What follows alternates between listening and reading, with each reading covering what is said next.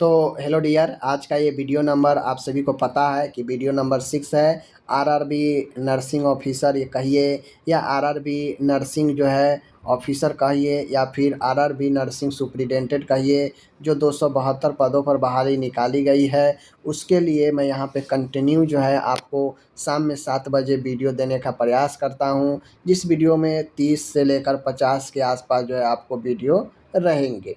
ठीक है, तो इस प्रकार से जो है आप लोग, चलिए मैं शुरू करता हूँ आज का नेक्स्ट वीडियो। और ये वीडियो नंबर 6 है। प्लेलिस्ट से बाकी वीडियो आपको मिल जाएगा, आप वहाँ से जाकर देख सकते हैं। ठीक है, तो चलिए करते हैं आज के वीडियो को रेलवे नर्सिंग सुपरिटेंडेंट के एग्ज़ाम के लिए शुरू। सबसे पहला जो प्रश्न है आज का, कहता है देख लीजिए, माइथेनिया ग्रेविस के रोगियों को प्रारंभिक लक्षण अर्ली सिम्टम्स क्या होता है। यानी जो माइस्थेनिया ग्रेविस होता है यह एक रोग है।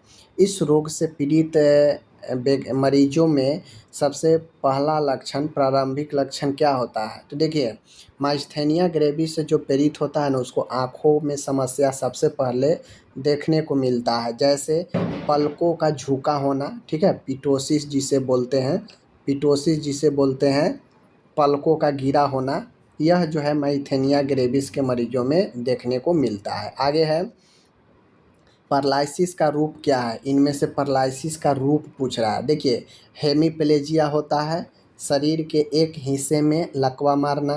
पैराप्लेजिया होता है, दोनों हिस्सों में जो है आपको दोनों हिस्सों में जो है आपको क्या करना, शरीर के दोनों साइड में जो है आपका लकवा मारना। क्वाड्रिप्लेजिया, शरीर के चारों साइड यानी चारों अंगों में जो है, हाथ पैर सब में जो है लकवा मारना। मोनोप्लिया, एक अंगों में लकवा मारना। तो यही जो है आपका पैरालिसिस होता है। ये सभी जो है पैरालिसिस का रूप है, याद रखिएगा। आगे बढ़ता हूँ, 33 नंबर का है,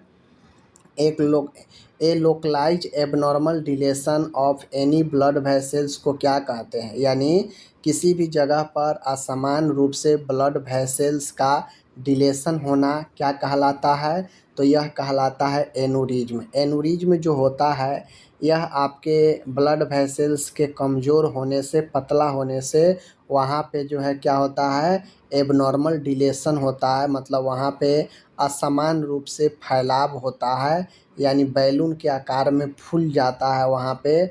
और उसका खतरा ये होता है कि वो बैलून वाला पार्ट अगर फट जाएगा तो इंटरनल ब्लीडिंग होने लगता है। ठीक है, तो यही अपन एनुरिज्म होता है, जो असमान डिलेशन को कहते हैं ब्लड वेसल्स को। ठीक है, 34 नंबर का क्वेश्चन है, निम्न में से किसको डॉक्टर द्वारा हाइपरटेंशन के नॉन मॉडिफेबल रिस्क फैक्टर कहा गया है। देखिए, नॉन मॉडिफेबल का मतलब होता है जिसे हम मॉडिफाई नहीं कर सकते हैं, मीन्स जिसमें हम लोग सुधार नहीं कर सकते हैं, वैसा कारक। तो देखिए, जीनेटिक फैक्टर, आप किसी के जीनेटिक को सुधार कर सकते हैं, नहीं कर सकते हैं। किसी के एज को सुधार कर सकते हैं, मॉडिफाई कर सकते हैं, नहीं कर सकते हैं। किसी के सेक्स, अगर मेल है या फीमेल है तो उसमें सुधार कर सकते हैं, नहीं कर सकते हैं। तो ये सब नॉन मॉडिफाइबल फैक्टर होता है, जिसके कारण जो है हाइपरटेंशन होता है। ऑप्शन नंबर डी सभी होगा। ठीक है, आगे है 35 है, इंसुलिन इंजेक्शन नीडल की साइज़ कितनी होती है। तो देखिए, 25 से ऊपर जितने गॉज वाला जो होता है ना, वो इंसुलिन इंजेक्शन में उपयोग किया जाता है। और इसका साइज की बात करेगा तो वह जो है 5/8 इंच लॉन्ग होता है, इतना याद रखिएगा। ठीक है, यानी 1 इंच से भी कम जो है इसका लेंथ होता है, इसको ध्यान में रखना है। ठीक है, आगे है 36 है, असमान रूप से हड्डी के होने वाले फ्रैक्चर को क्या कहते हैं। समान रूप से हड्डी के होने वाले फ्रैक्चर को क्या कहते हैं। तो समान रूप से हड्डी में जो फ्रैक्चर होता है उसे हम लोग N incomplete fracture in which the bone is went कहता है। यहाँ पे समान रूप से हड्डी में होने वाला फ्रैक्चर जिसे ग्रीन स्टिक कहते हैं, जहाँ पे हड्डी पूर्ण रूप से टूटता नहीं है, बस वहाँ पे दरार पड़ जाता है, हड्डी एक दूसरे से लगा ही रहता है, या तो हड्डी टेढ़ा हो जाएगा या हल्का सा केस के साइज का जो है उसमें दरारें आ जाएंगी, तो ये इनकम्प्लीट फ्रैक्चर होता है। कंप्लीट में पूर्णतः हड्डी टूट जाता है इधर से उधर, ठीक है। लेकिन इनकम्प्लीट में हड्डी टूटता नहीं है, हड्डी में ज्वाइंट रहता है, बस उसमें थोड़ा सा या तो उसमें जो है मुड़ाव आ जाएगा, या तो थोड़ा सा उसमें आपको एक केस के हिसाब से जो है थोड़ा सा दरार पड़ सकता है, तो जो कि इनकम्प्लीट होता है। तो समान रूप से हड्डी का फ्रैक्चर का प्रकार होगा वह इनकम्प्लीट ही होगा, ठीक है। आगे है 37 है, सीजर के रोगियों में एप्रोप्रिएट नर्सिंग एक्शन क्या है। यानी सीजर के मरीजों में नर्सिंग एक्शन नर्स के द्वारा किए गए कौन सा काम होता है। तो सबसे पहला काम यही होता है सीजर के मरीजों में कि protect the client from injury से क्लाइंट को सुरक्षा देना, maintain airway, monitor temperature, administration oxygen. तो सबसे पहला काम नर्स का यही होता है कि जिसको अगर दौरा पड़े तो दौरा वाले मरीजों को सबसे पहला काम यही होता है कि उससे सुरक्षा पहुंचाए इंजरी से, क्योंकि दौरा पड़ने पर वह खुद को हार्म पहुंचा सकता है, नुकसान पहुंचा सकता है। तो इस इंजरी से बचने के लिए उसे प्रोटेक्ट करे, पहला काम, ठीक है। आगे है 38 नंबर है, सेंट्रल वेनस कैथेटराइजेशन के लिए मोस्ट कॉमनली यूज्ड वेनस कौन सा है। कहता है सीवीसी सेंट्रल वेनस कैथेटराइज के लिए मोस्ट कॉमन उपयोग होने वाले वेन कौन सा है। तो फीमोरल वेन है, ठीक है। फीमोरल वेन में सेंट्रल वेनस कैथेटराइज किया जाता है, यह सबसे ज़्यादा उपयोग होने वाला वेन है कौन, फीमोरल वेन, ठीक है। इसको याद रखना है। आगे बढ़ते हैं, आगे क्वेश्चन है 39 है, रीनल फेलुअल का प्रमुख कारण क्या है। तो रीनल फेलुअल का प्रमुख कारण है ग्लोमेरुलर नेफ्राइटिस। ग्लोमेरुलर नेफ्राइटिस कहने का मतलब है कि जो छन्नी होता है किडनी का उसमें समस्या होना, यह रीनल के फेलुअर का प्रमुख कारणों में से एक कारण होता है, ठीक है। आगे है 40 नंबर का क्वेश्चन है यहाँ पे कि CRF के रोगियों में डायूरेटिक थेरेपी एक्यूरेट डाटा निम्न में से कौन सा है।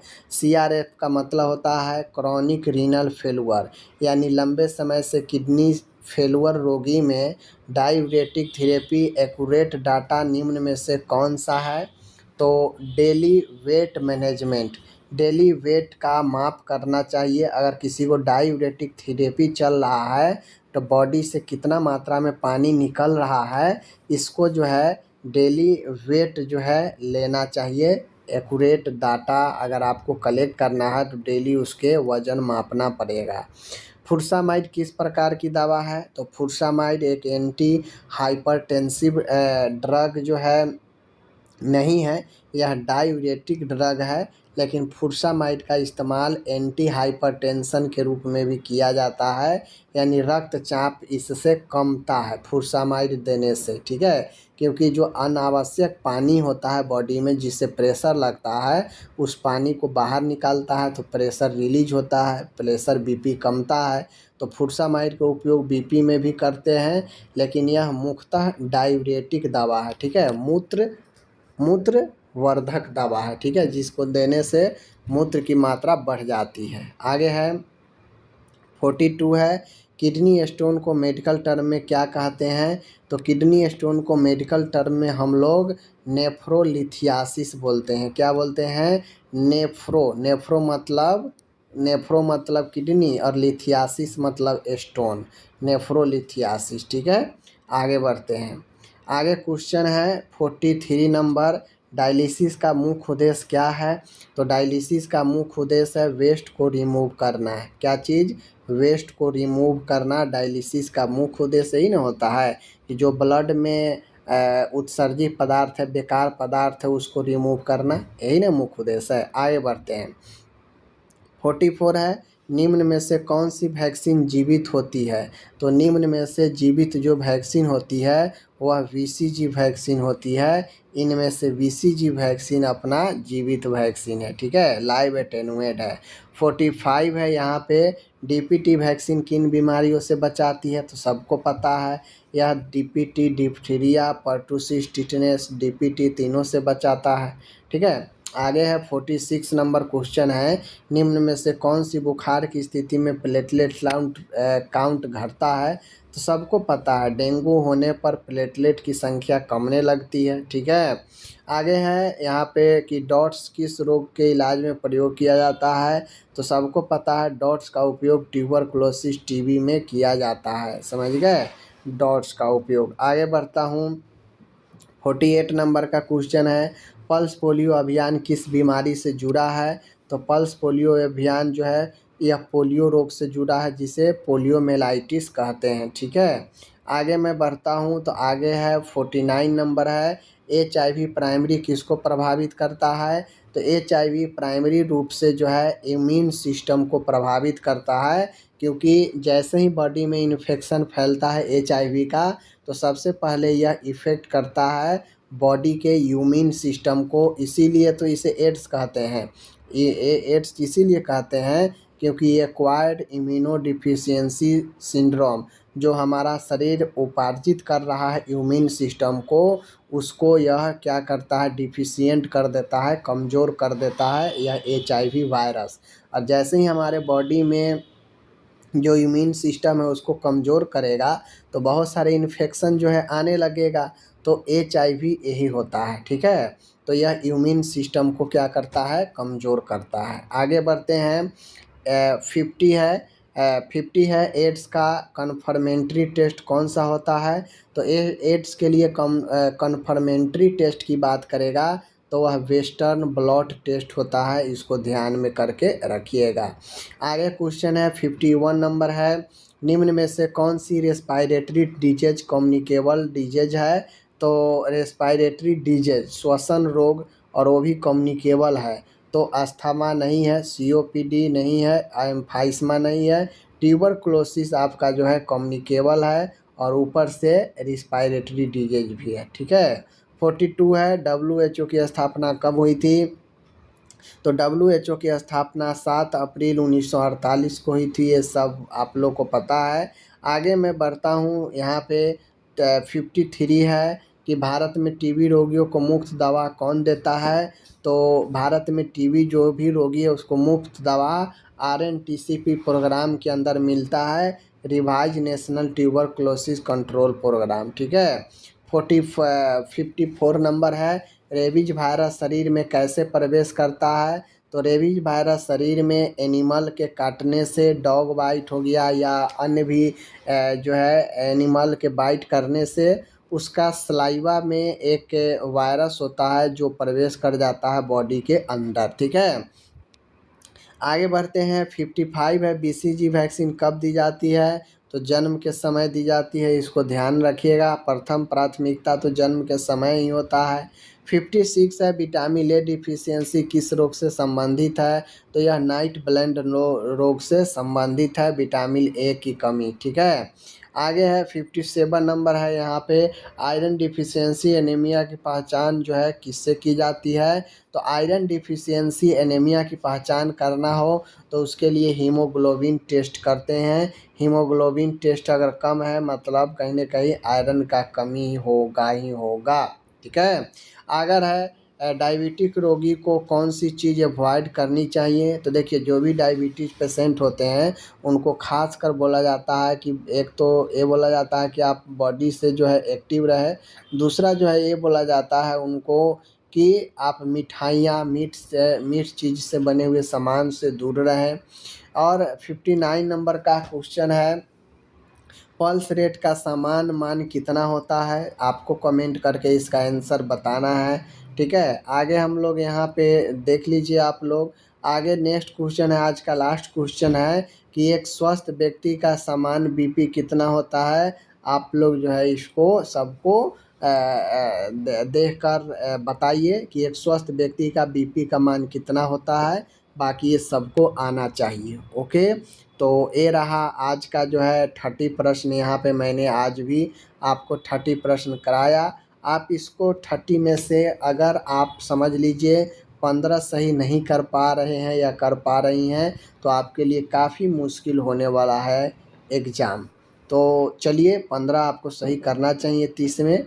बाकी हम लोग मिलते हैं आपसे अगले वीडियो में, तब तक के लिए धन्यवाद।